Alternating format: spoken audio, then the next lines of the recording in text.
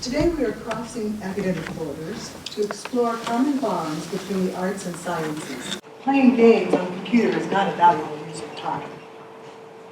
They are compelled by the possibilities of technology as well as the wonder of artistry. I believe they experience a drive similar to the composer Louis Verdi, who said, "I look at what I put down on paper, and I let myself feel how the sounds flow, their energy and their direction. I want to work on them to make them more beautiful, or clearer, or stronger, or more dynamic, or dramatic. In other words, I want them to flow as much as possible. It is incredibly fun to do this."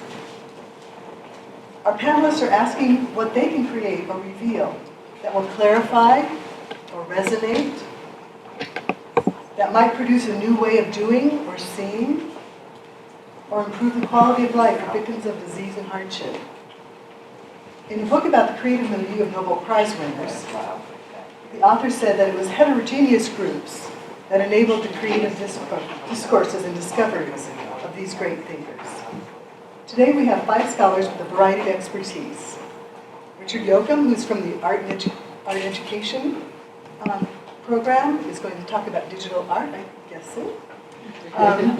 Joey Lee from the Science, Math, and Technology department is going to be talking about games and gaming. James Frankel from Arts and Humanities Music Program is going to talk about some music technology things. Sandra Okita, also from Math, Science, and Technology, is going to be talking about her use of, I think, robots that do other things than monotonous tests. And Megan Laverty is also from Arts and Humanities Department. She's a philosopher, and she's going to kind of ground us, keep us grounded in thinking about humanity and what that's all about. So I'm going to have each of the presenters present 5 or 6 minutes, and then we're going to have some discussion amongst ourselves and with you, and hopefully come to some new understandings ourselves. Richard. Let me talk a little bit about the type of work that I've been doing, and then make that connection to our theme. And I have, in the past 20 years, worked excessively with the medium, with new media. And that meant, in my case, trying out new things all the time. And a lot of it was around video. And when I say video, I explored video as a medium, not only as a single channel medium, as we often see it, but actually as something that we can either program or project onto buildings, or that interacts with us. And so I continually try to push the boundaries. Why would an artist do that? Because when people go into a museum, they would look at works, and video can often be a little bit disorienting. You walk into it, you don't know, did it already start? When does it end? So you need to find a way of working with the material, with the medium that is accessible to people, especially if you care about the people being able to make a connection to the work. I prepared these a number of slides that would explain, just show some examples. Another form that I used such an interactive way or approach to video was by, for example, taking a 2-second kind of little video and arranging it as a sequence of light boxes that you would see as a train moves through a tunnel. And then you would see, as you move by, you would see that sequence of the old emperor, because it was in a railroad tunnel that the old emperor in Austria back then was responsible to initiate. And that was an anniversary, 125 years later. And so I created this little light box series. People would pass by and they would see a series of him where he lifts the head and then puts it back down.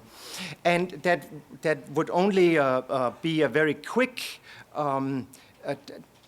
performance, so to speak, or sighting, but it would kind of instill a dialogue among the people, and that was what I was caring for. And when I share these type of works, and I have when I talk about video projection, what that means is I was part of a group of people who would project video onto a 20,000 or 30,000 square feet projection mapping canvas, the Manhattan Bridge. And for a lot of the contributing artists, we were a team of 6 people, what was the most important thing was the technology and the affordance of technology. And for me, as an artist, I felt that's a wonderful thing, but we also need to ask the question, what are we trying to do with that? So it's not enough to project light in a spectacle onto a bridge, as spectacular as it would look like, but also what are we trying to do when we do that? So my artistic practice is something that informs what I do as a teacher and what I'm trying to do to bring into a classroom. I see that in the past few years, maybe in the past 10 years, I see a growing together of art and design. And that's not in the same way the growing together as 100 years ago or 80 years ago through Bauhaus, but when actually Bauhaus as a model of teaching art was bringing together art and design. But actually it comes together because of technology and because of different ways of working. It comes together because of the hybridity of media. And what that means is artists don't just work and produce sculpture or painting. No, now we have much more variety in terms of media. And that kind of growing together it has much to do with technology merging materials and multiplying materials. That does affect us in art education. So as a consequence, I have in the past few years, as I'm teaching new media among other subjects, I have taken on that kind of role to think about how can we reinvent art education in a digital time. And so I was, for some years now, teaching a class in new media, and as I further developed this theme of teaching new media to art educators, at the beginning it was video and photography and so forth, and now it has changed greatly. There's creative coding.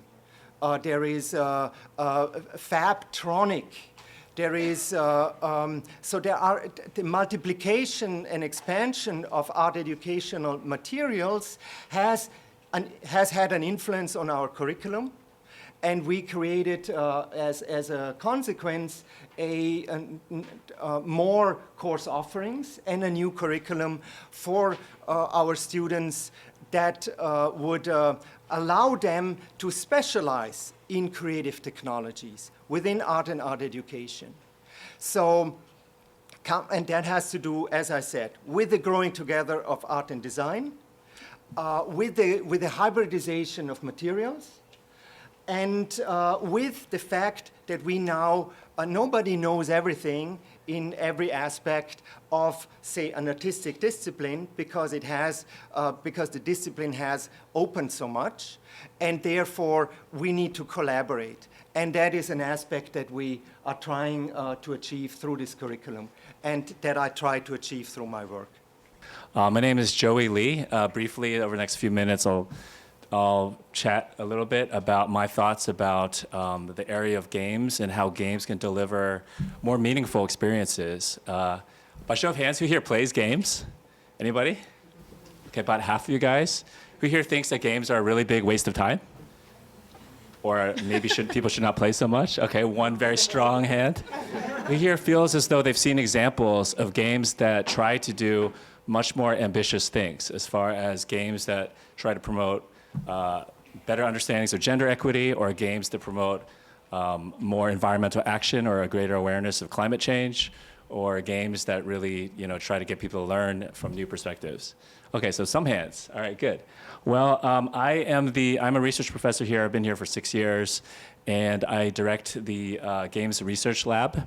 Those of you who are TC prospective students, or those who maybe are alumni here, you may not be familiar that down in the basement of Thorndike, there is essentially a very large library of both digital and non-digital games for educational and social impact and for research. And so we design and develop and study games for educational and social impact. And as part of that, I'll share very briefly a couple projects we're working on, and you'll get a better sense of what we're about. As many of you all are very aware, learning looks very, very different today. It's really more about tinkering. It's about creating new things. It's about finding information and knowledge all over the internet. It's about connecting with people who are very different than you. It's about making things. It's about creating new artifacts. It's more playful, and it can happen anytime, any place, anywhere, and so on. And so as a result, the kinds of skills that are more needed for learning today might resemble something more like this list, right? Where creativity, problem solving, systems thinking, collaboration, cross-cultural literacy, these kinds of skills are sorely needed in order to prepare people for jobs that may someday be replaced with robots or something like this, right? Or just to better prepare people for the kinds of jobs and to give them the skills that they need to succeed in a digital economy, right? And so if you think about the best games, if you think about games in terms of games as designed learning systems and experiences that can deliver much better 21st century learning, then it gets much more exciting, right? And a lot of the projects that we work on have to do with trying to promote these 21st century skills and perspectives. I'm going to briefly share 4 properties and what I see as opportunities of games and game-like experiences, not just games, but game-like experiences for both formal education, for informal education, that I think are very, very powerful, and that as educators, as designers, that we can think about much more, as artists, that we can think about much more. And the first is that games can offer new perspectives. This animation here is basically you are a blood cell, and you are inside the human body, and you're seeing things from a very different perspective. You can imagine, for the purposes of teaching, for example, how HIV occurs, or teaching how white blood cells work and so on, if you as an educator are able to deliver this kind of experience, it's a much more powerful experience than reading a very dry textbook or something like that. You actually are the cell, and you're able to see things from a very different kind of way whenever you are experiencing and even making choices and seeing things from more learning by doing firsthand experience. A second property is that games can do a very good job teaching empathy, and that's related to seeing the world from a new perspective. This here is a demo somebody made using a virtual reality headset called Oculus Rift, and this is called Outcasted, where you experience, based upon real stories of how people become homeless, is an experience of how it feels to be homeless. And in the virtual reality simulation, you essentially can just look around and wait for people and hold out your hand, and you wait for people to perhaps interact with you and give you money. But it's meant, because it's trying to maybe debunk some assumptions about how homelessness really occurs, it's a pretty powerful experience in delivering that kind of new understandings of an issue. The third property is systems thinking. As much of the problems in today's world have to do with systems level problems, games can do a great job of getting students and people who play the games to learn through systems thinking. For example, Glass Lab and EA created a game called Simcity Pollution Challenge, and essentially trying to grow your city while at the same time trying to deal with carbon pollution and trying not to allow carbon pollution to have a negative impact on your city. And then finally, identity and self-reflection. Games can do a really good job of getting you to see yourself differently in relationship to what it is that you're learning. So for example, there are epistemic games out there that get students, get people who play them to do real journalism or the same kinds of things that real scientists do. And so by giving very realistic experiences like that, maybe it may spark new interest in science or things of this nature, maybe changing your identity as you reflect upon that. Or for example, my dissertation research several years ago had to do with delivering cross-cultural understandings of what it's like to be an ethnic minority, an Asian American, and to be the recipient of various stereotypes and how it can shape how people talk to you, or racial microaggressions that may come with that, and so on. Two quick projects that I'll share. This is a multiplayer card game called EcoChain's Arctic Crisis that we've developed in the Games Research Lab. And this is a simple card game that is fun and easy to learn, very quick. And you build food chains, and you deal with carbon pollution. Sea ice is melted, and it may put your food chains at risk as you deal with the causes and effects of climate change. And so it's meant to be a very simple, accessible way for both teachers and parents or anybody who wants to play to understand the science better of climate change. And then a second project is, whoops, that got cut off there. EcoCoin, formerly known as Greenify. And this is it's kind of like Instagram with a purpose, where you're given these eco-friendly challenges and you share your solutions. It's basically crowdsourcing sustainability, making sustainability more social, and you can share your photos of what you're doing to try to make an impact in a green way. And as you do that, you can see what other people are doing. You can rate other people's actions. It's a community-oriented game, and we're playing around with some of the different game mechanics to see how this can be a more effective way to get people to really take action on sustainability and climate change education. What I'm really excited about is some of Sandra and I and other colleagues in the MST department. We recently got awarded a grant from Google to do virtual reality, and thinking about the future and what the future of learning might look like. And as we deliver much more immersive learning experiences, for example, you may have heard about Oculus Rift or Google Cardboard or some of these brand new virtual reality and augmented reality headsets that are now out. It's supposed to be a game changer, no pun intended, where it's giving people very, very realistic, very immersive. It feels like you're really there, and if you haven't tried it before, it kind of blows your mind whenever you put it on. And this technology has progressed so much to where it's very compelling. And in terms of Google Expeditions and applications for education, as we deliver more powerful, as we transport students to other points in history, as we do time traveling, as we model things in science and in nature that are otherwise very, very hard to experience, we can deliver very, very powerful learning opportunities for students. There's this whole era of mixed reality that we're entering, where it's no longer just virtual reality and the Matrix or whatever, but there's things in between where we're entering physical space. We take technology into physical classrooms or into the real rooms, and we can put on holograms. We can interact with, in the case of Microsoft HoloLens, we have these very realistic, interactive, holographic projections and so on. It's kind of like Tony Stark, Iron Man technology. Maybe it's easier to describe things in terms of Hollywood and so on. And so there's a lot of real exciting potential here as far as virtual field trips, but going beyond that to delivering very powerful interactive experiences. And perhaps the future of learning may look something more like this, where we can actually hold in our hands and manipulate the human body, like systems within the human body, and the teacher can guide and more easily scaffold students along that journey. And I'm pretty excited just on many different levels as far as where this will all go, and exploring this area more and creating more innovative learning experiences through games, game-like experiences, virtual reality, augmented reality, and so on. Thank you very much. My name is Jim Frankel, and I am on the faculty here. I've been here since 1994. But have been teaching music technology since 1999, courses to pre-service and in-service music educators. I have three unique lenses that I look through. Cool. No, I'm not going to. I'll just chat.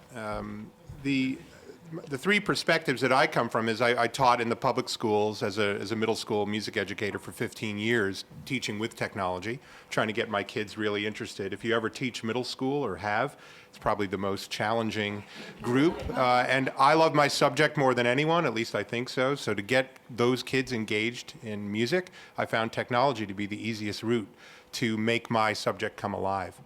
The second perspective I bring is I'm a teacher educator, and I've been teaching many students that I see in the audience today, which is really nice.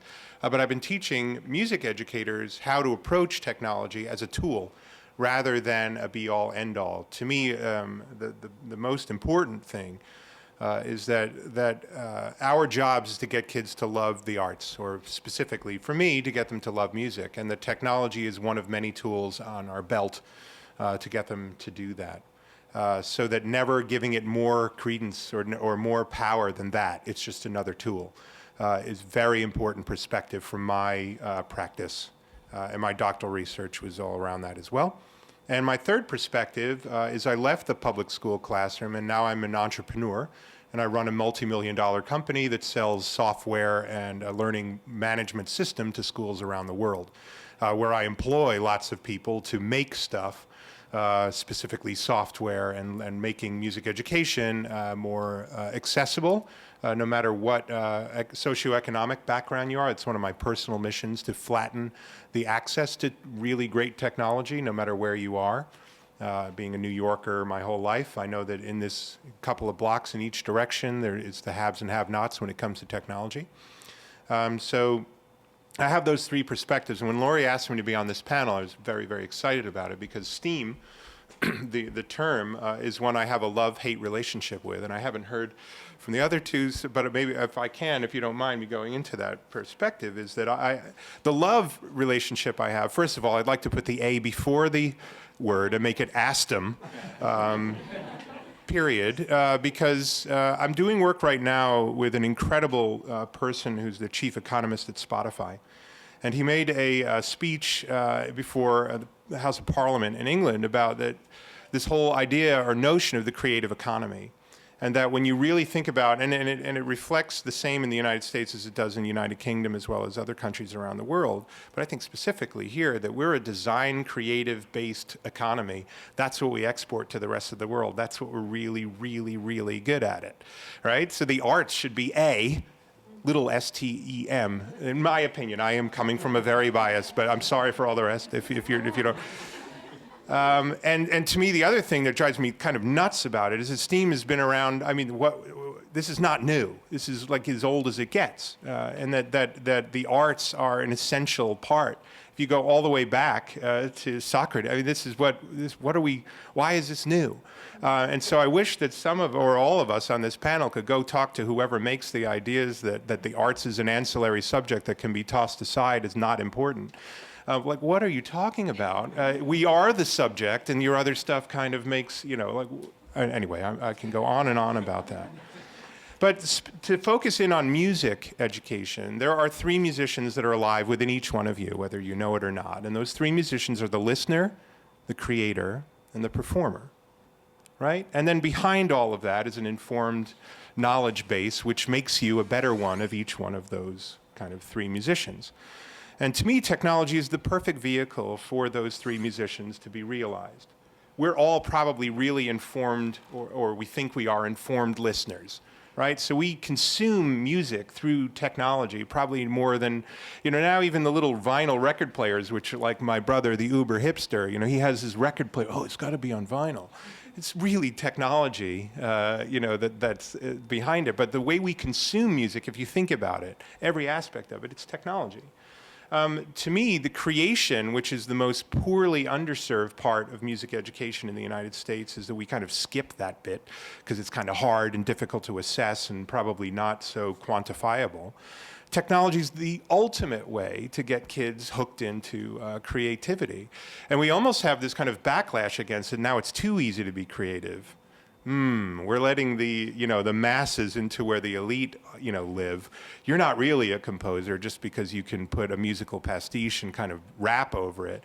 To me, that's completely absurd. So I love the fact I want as many kids composing as possible. And I kind of, it bothers me when I hear people say, well, you're not really a creator. Well, that's ridiculous.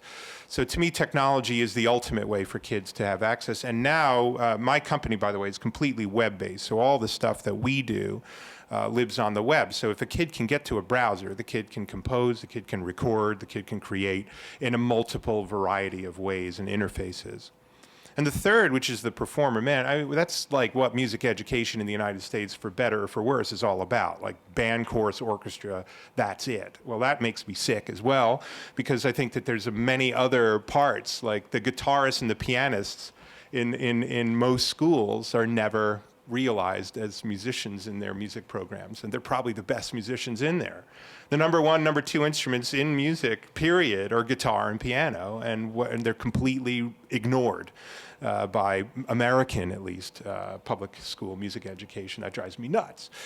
So the way I look at technology, because I was a band director, that's what I did, and I had a concert where my butt was on the line many times, in my career, is that technology is a great way to get the kids to practice, right? Because when it comes down to performance, without practice, you have basically honking in time. So anything that technology can do to get those kids into that, like, hey, maybe 5 minutes a day of playing your horn when you're at home or singing when you're at home. So to me, that's the technology part.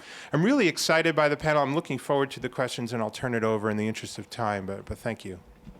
Hello, I'm Sandra Okita. I'm an associate professor in the Mathematics and Science and Technology department. Today I'm going to talk a little bit about what technological artifacts might be useful for in relation to STEM ed. So I'm not just talking about robots today, but I guess the bottom line that I have is that design engineers have to be taught that the object is not a design of a thing, but a design of a relationship between a human and a thing. And so I believe that technology can exist, but for us, for what I'm interested in is figuring out what kind of good relationship can we design. And I think based on that, different types of learning occur, different types of motivation, engagement occur, and I think a lot can come from that. And so it doesn't matter what subject area it is, but technology and the way you design it, design a relationship, can make a big difference. And so in general, I would say, when I say technological artifacts, wow, I should have my laptop here so I know what I'm talking about. But when we say technological artifacts, I think about like robots, agents, avatars, video games, all that type of different stuff. But I could see 3 different areas that it might be interesting to use it for. One, as a probing tool to understand about students, to figure out how do they interpret these tools, how do they use these tools, what kind of gaps exist, for example, learning something one way and then using technology to learn another way. What are some of the benefits and disadvantages? Is there any gaps in understanding? So, for example, what we did is, as you know, right now, I know some people are getting excited that we might be including computer education through K through 12, especially in the elementary school area. But what's interesting is that it's no longer one way to program, right? We have different ways to program, and there's very different levels of transparency. So for example, over here, you might see a platform where let's start from the traditional one, just writing plain code when you program like the Mindstorm Next. But then you might actually have the visual programming where you can move icons around.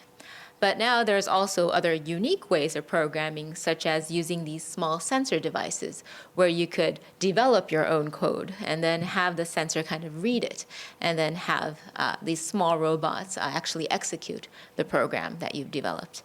And then there's also the more traditional cards, where you might say one becomes a scientist, the other becomes a robot, and you would list these cards in a particular way, and a robot person would actually read it and execute it. So you would see over there, we see two students that are, one's a scientist, one's a robot, and placing the cards, the robot student would try to read it and try to figure out what he's supposed to do. And so we have different levels of entry into learning, programming or engineering or math or science or art. There's a lot going on here. And so what I'm interested in is figuring out does it matter what you start out with? Is it important to start out with like code programming, or can we use all these other methods, and do you get the same results or not? Does one way of starting this education help you in the long run? Does it give you better preparation for future learning? Does one struggle in getting some kind of knowledge in one domain help them achieve and excel in another domain? So those are some of the things that we try to figure out. So that would be one way technology can be a probing tool. I also think that robots in general are very there's a lot to work with them, as in they're not perfect. As in, so I have students that say, oh, robots are going to rule the world once. No, I don't think so. We're not really there yet. Are they going to replace teachers? No, not really. I don't think we're really there yet. Can they babysit my child? Yeah, that's really hard because, you know, you can't really predict children, and neither can robots. So, I mean, what makes you think that if a human can't predict the next move, what makes you think a robot can? So there's a lot going on there. But there's one interesting thing about that, which is they have similar characteristics as a peer learner, right? A peer learner is a form of collaborative learning, but it actually helps each other, meaning that you're not really quite sure if you're right, but your peer is also not really quite sure if they're right. So we make sure that we watch each other and make sure who's right or wrong, right? And that has known to be quite effective in learning. And so we thought, oh, robots could be a great way to act as a imperfect peer learner that could keep track of student data and then kind of bring up for specific mistakes that a child might need help on or to work on. And so we ran a small study in school in Harlem. I think it was called PS 76, and we have students and we have a robot in the middle. And what's great about it is that they could actually physically interfere and say, I'm not going to let you solve the problem until you check your answer. And so the big part is you could actually share a physical space. Now, moving on to the next part is how can we use technology as a form of vehicle to STEAM education? So here we have this small robot, which is kind of discontinued, but we have other things that are coming out, is the Sony Rolly. And oops, let me get back there. Oh gosh. No. Okay. This is hard. Okay, so what it is that you get to choreograph the movement of this small robot. And this is where you do it down here. And it's making certain movements like the train or an animal, or you could actually design all of that. And so where's the cursor? Oh. So what we tried to do in one of our classes is to make it into a storytelling device.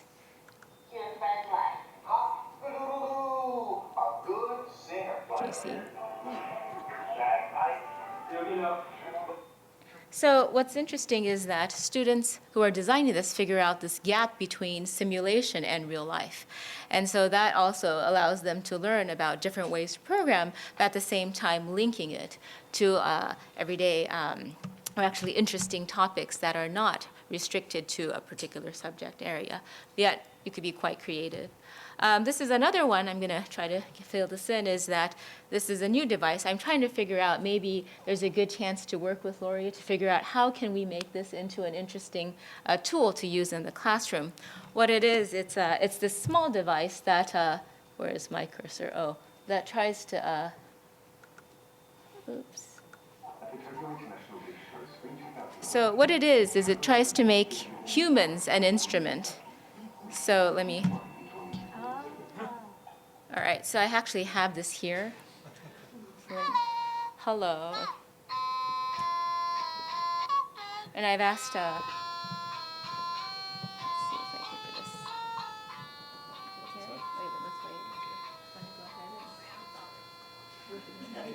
Oh, wait.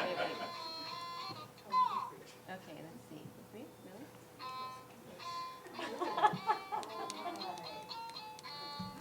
And you have to.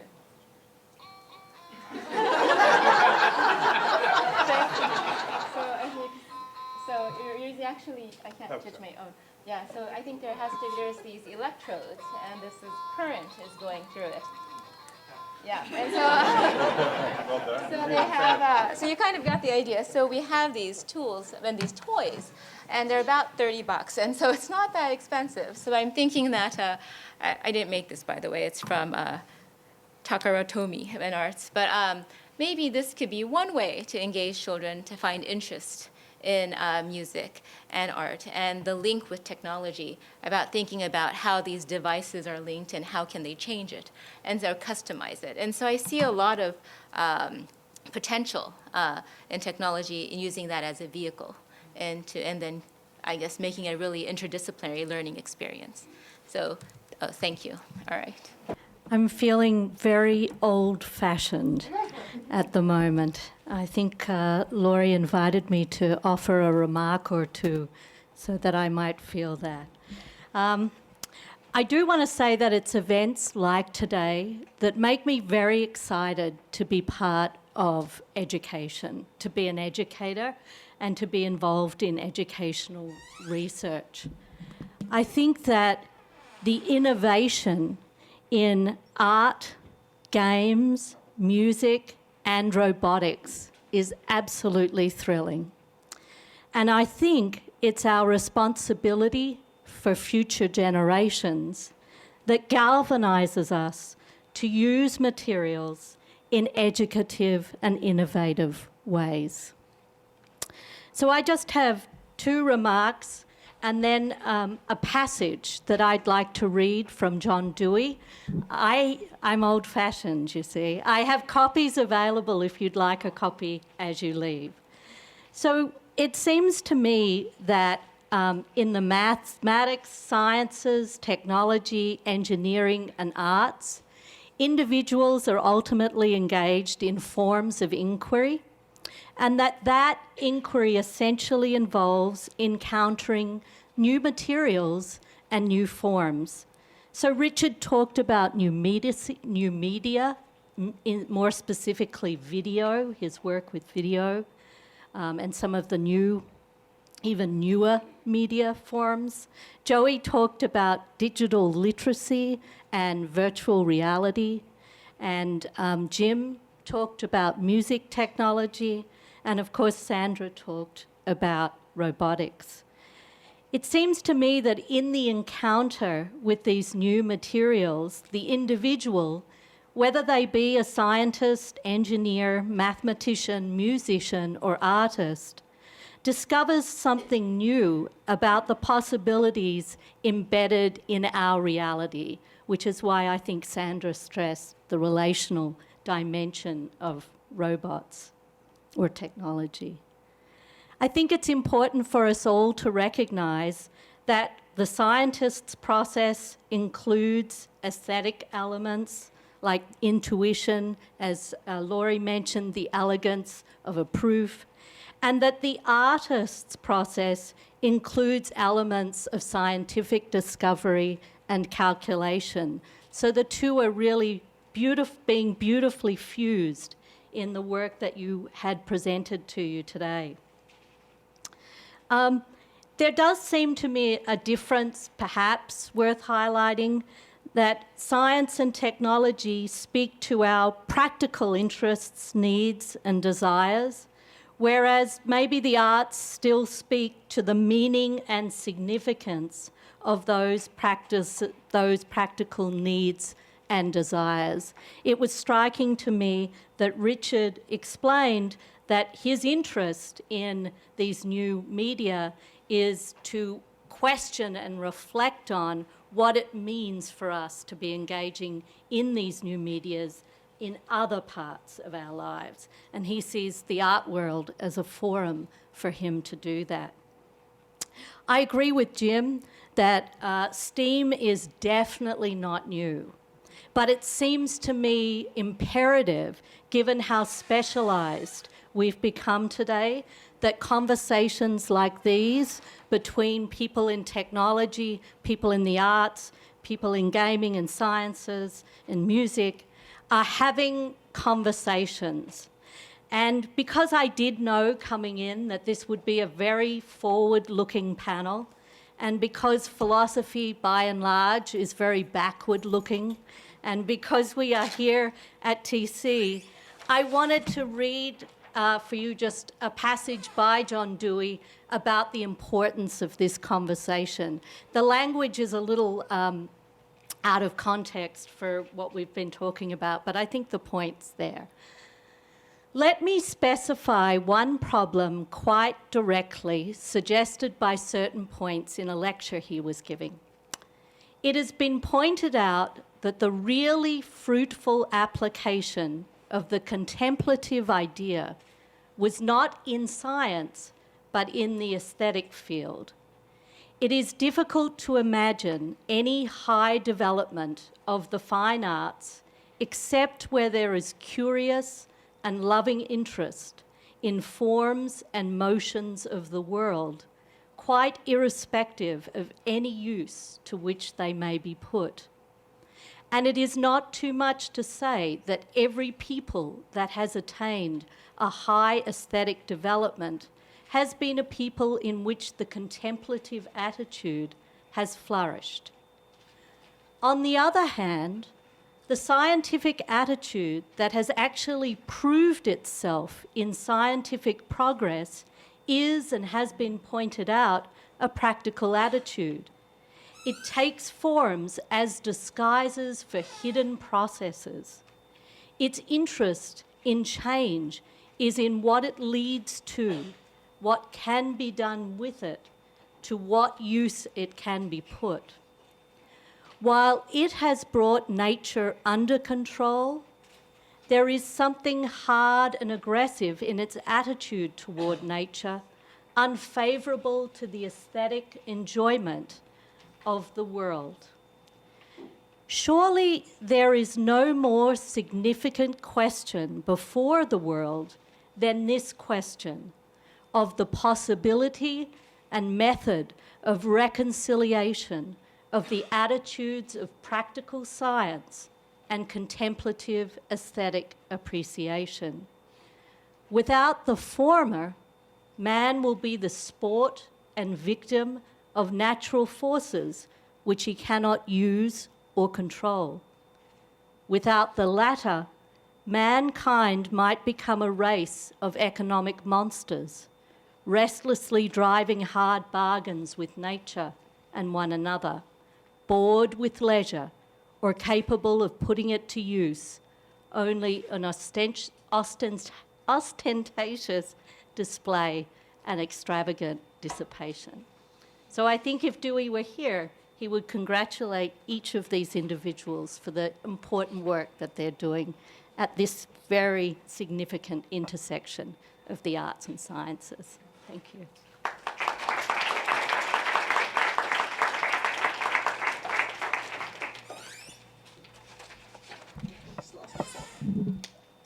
Thank you. Thank you all. I feel I need to ask at least one question to earn my seat up here. So I will do that and then open it up to you.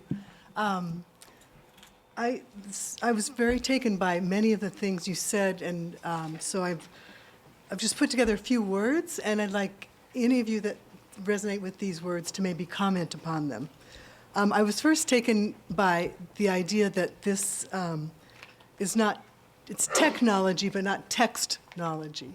It seems to provide a new open space for alternative modes of engagement, and I think that's worthy of thinking about a little bit. Movement, embodiment, art, visual art kind of images that we can create with and communicate and educate with. I also was taken by the talk about emotion.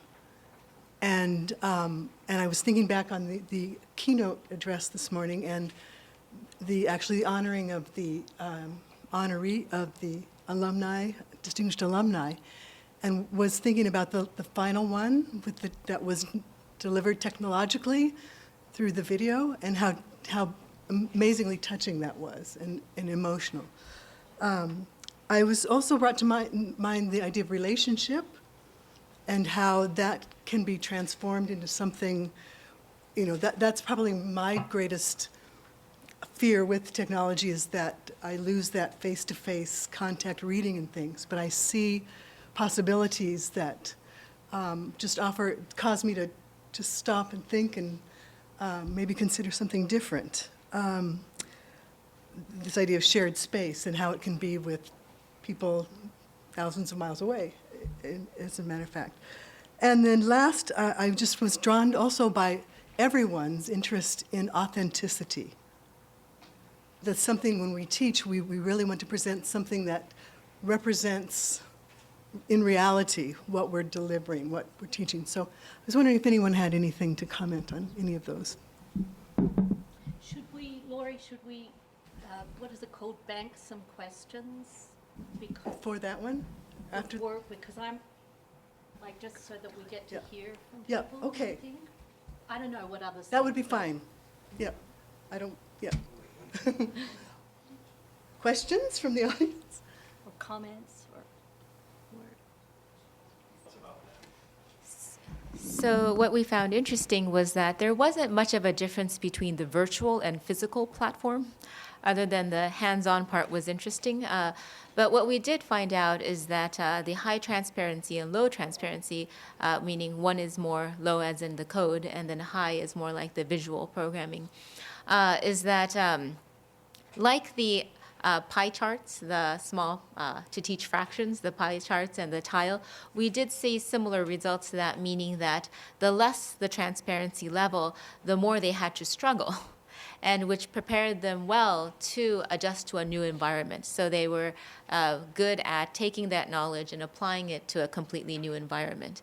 But the opposite, like the pie chart and not the tile, that when they use a more visually supported high transparency environment, it's easy for them to get the whole picture and solve the problem much more faster. But when it comes to if you give them a new environment or a new language, they struggle a lot more.